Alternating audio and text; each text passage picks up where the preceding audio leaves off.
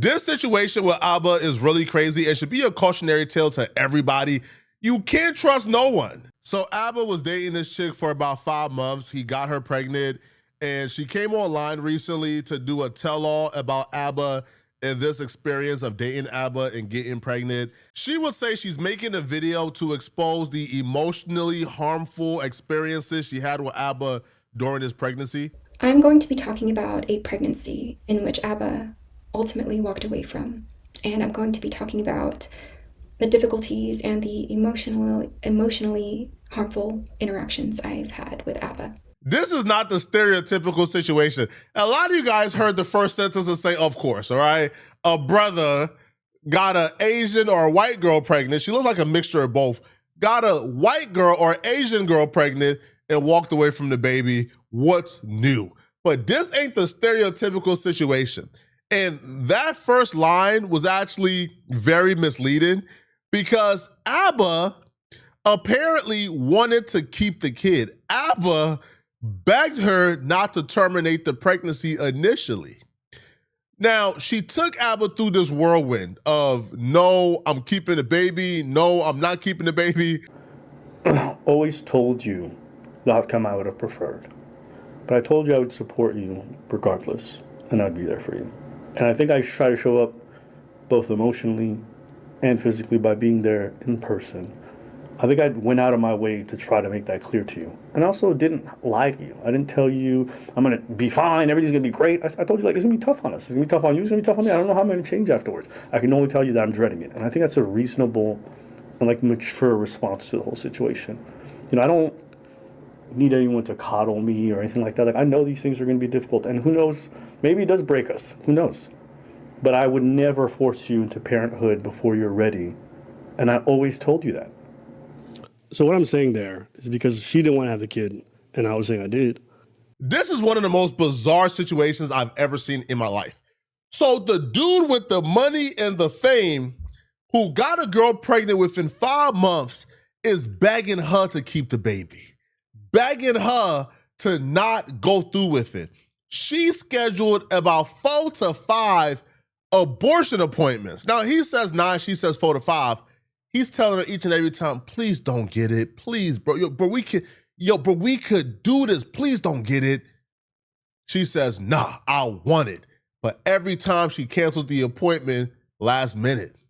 She even tells him, hey, I don't want you to show up to the abortion appointment with me because you might convince me not to get it. So she says, don't show up. He still shows up anyway to be there. I have never seen a rich and famous man get a girl pregnant within 5 months, knowing that child support and other things are at play here. And he tells her keep it, and then she's playing games, right? She's playing games. So she goes and says that after, like, pretty much taking Abba through a roller coaster of emotions, I'm gonna keep it, I'm not keeping it, I'm gonna keep it, I'm not keeping it, I'm gonna keep it, I'm not keeping it, I'm gonna keep it, I'm not keeping it. Abba finally snapped and said, all right, bro, I don't care what you do you, leave me alone. I want to acknowledge something up front, and that is, I know exactly who I'm speaking about. I know exactly who Abba is.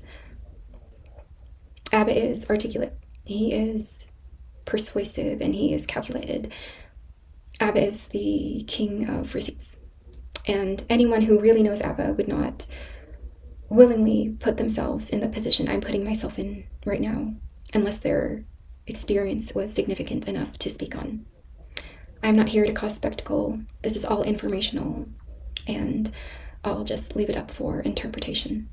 I met Abba July of 2025, last year, and it was really fun, and it was really interesting, and it was honestly full of love.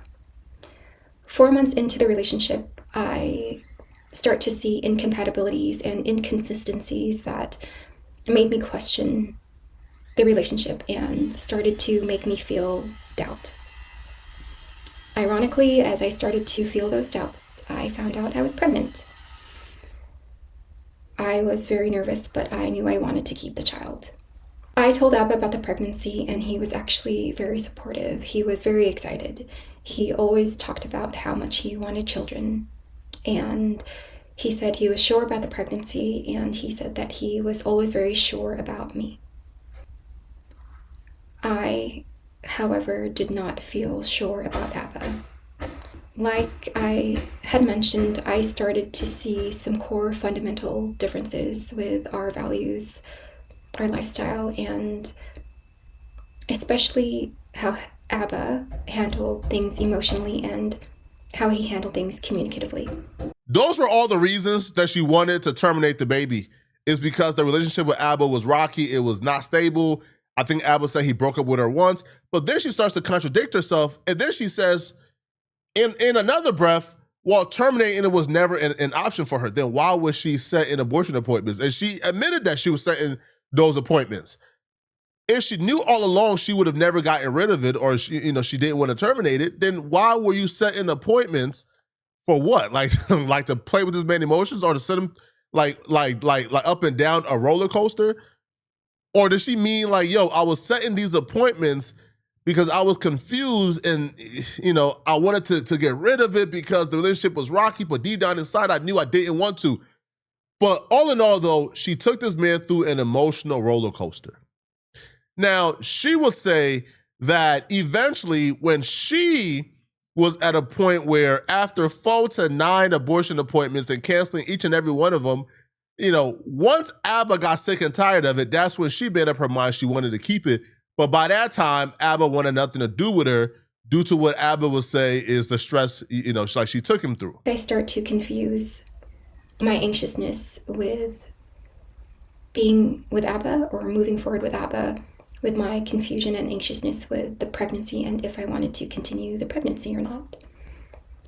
And terminating the pregnancy was never in the question. It was something I never wanted to do. And I talked to Abba and I said, maybe an abortion is something we should do, even if that isn't what I wanted at all.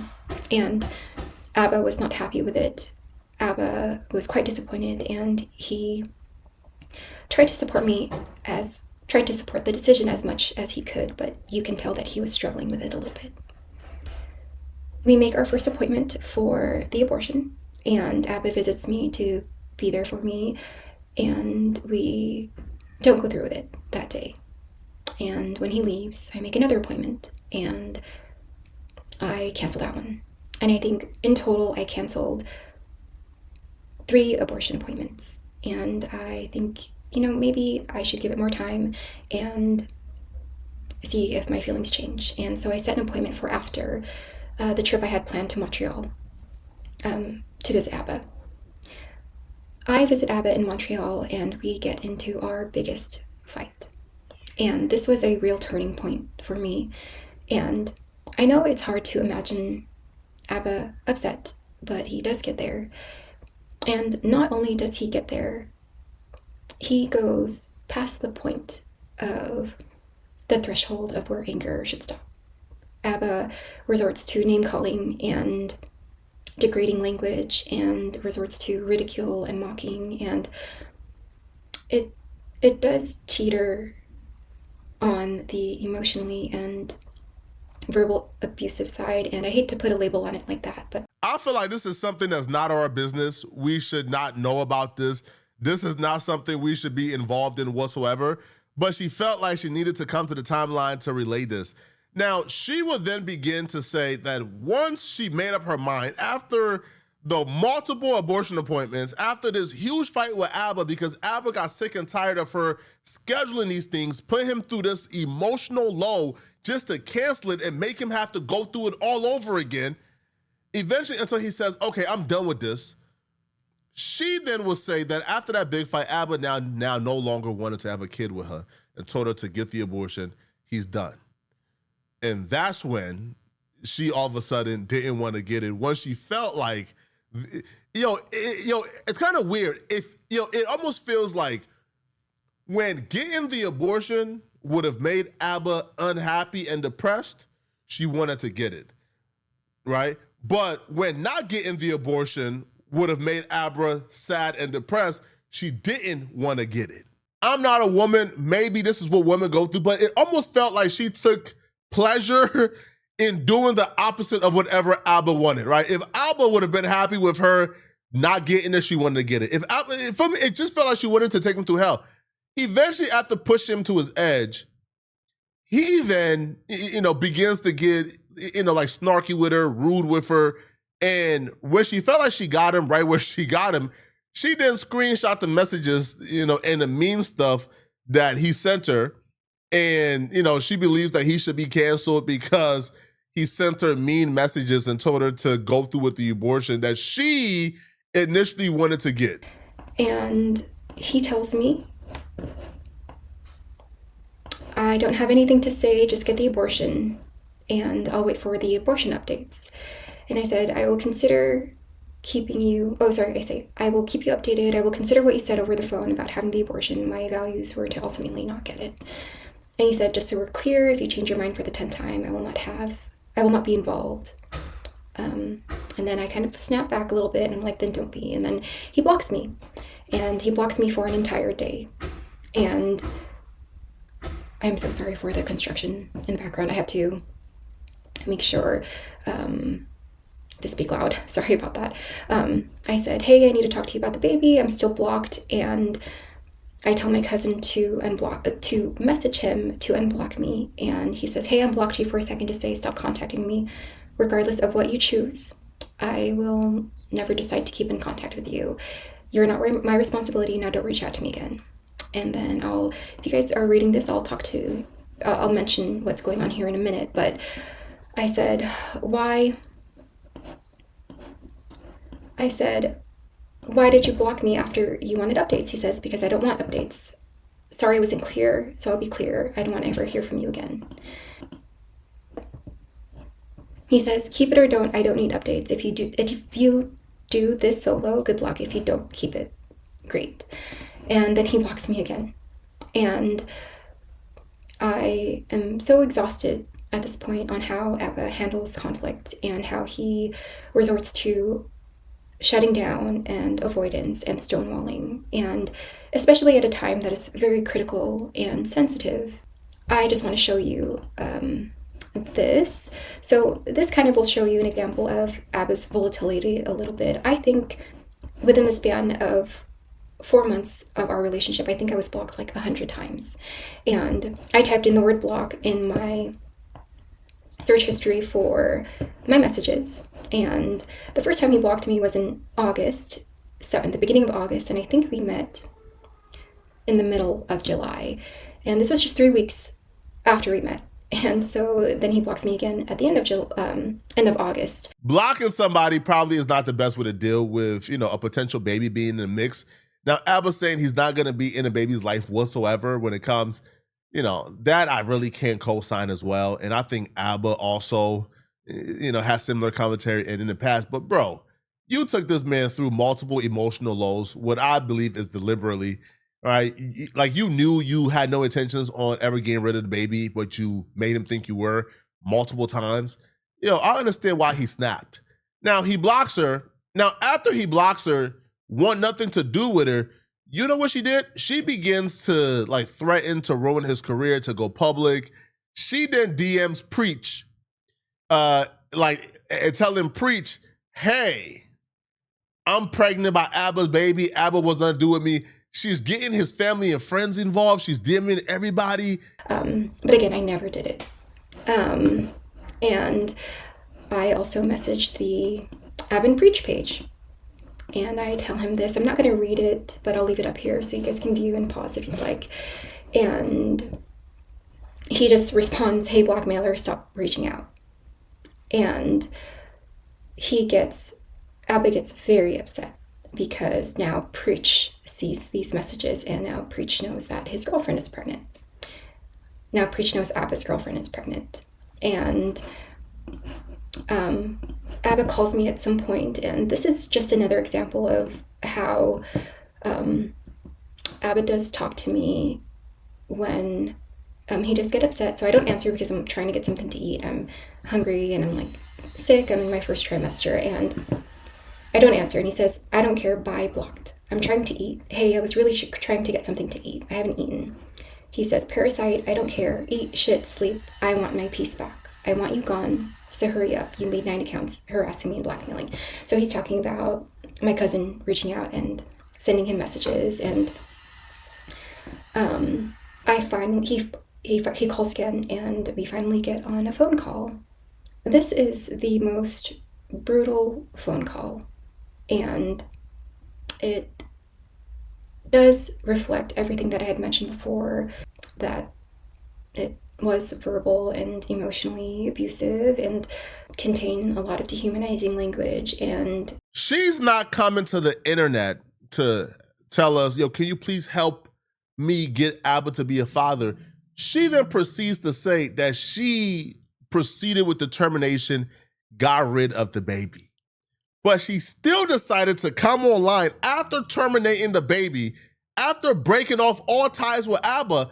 She still came online to expose messages between her and Abba, because apparently she wants to destroy Abba's career, because her and Abba had some type of like bad words back and forth, and she terminated the baby she had with him. They no longer got no ties. They no longer are together. They don't speak anymore. But she's still online with these receipts to destroy him. And like I don't know if she thought this story was juicier than what it really was, but the story she told is, makes Abba seems pretty reasonable. Like, nobody is hearing this story and thinking, oh, Abba, he was a monster. No, we're all thinking, yeah, I understand how I would snap and say words that I don't mean if a woman took me through that emotional roller coaster too. He is now absent from this entire thing. And he doesn't want anything to do with the baby, and he doesn't want anything to do with me, and I make the hardest decision I ever had to make. And it was a very painful decision, but I end up having the abortion. And I grieved very hard. And I was also grieving the relationship with Abba.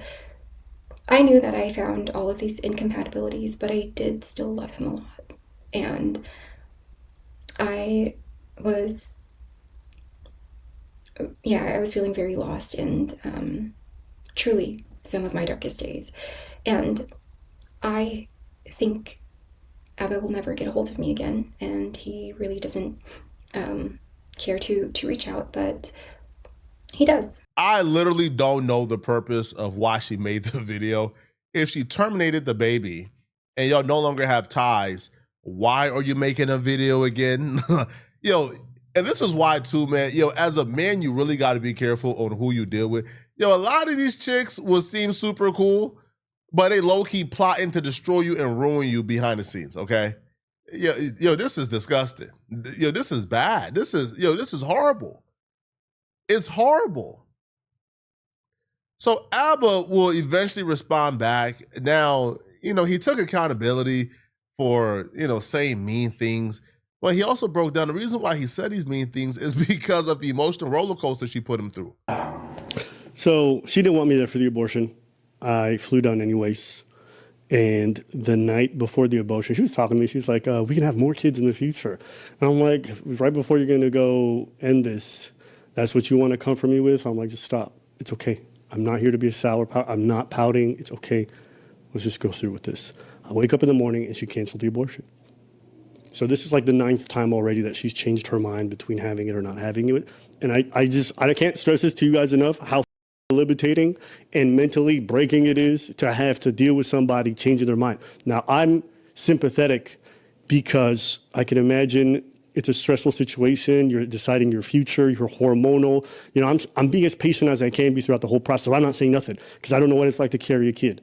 But to be honest with you, it was tough on me, okay? The same way it was tough on her. I'm not here to villainize her or whatever.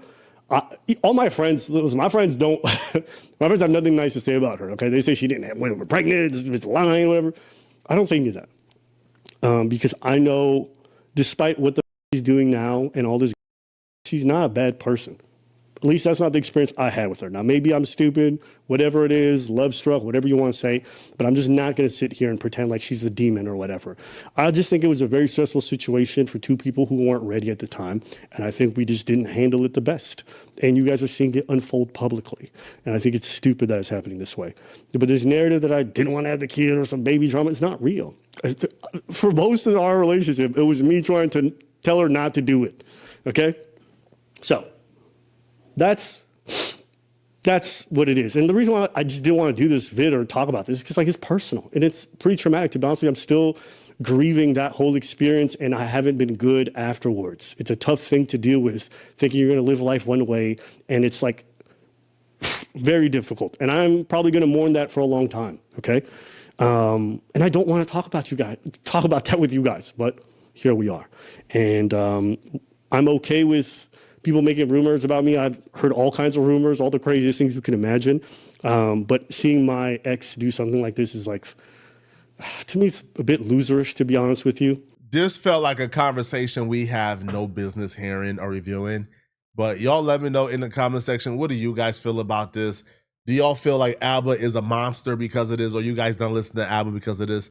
Let me know in the comment section. And I really want to hear from the women. What do you guys feel as well? If you're still watching this video and you want to watch another good video, click on this video right here to find out how Blueface crashed out live on stream after discovering his girlfriend's dirty secret on live. I'm going to see you guys in this Blueface video. And send me a hype to this video if you want to support me. I see everybody who sent me a hype, so please send me a hype. I'm going to see you guys in this Blueface video. Out of here, folks. Peace.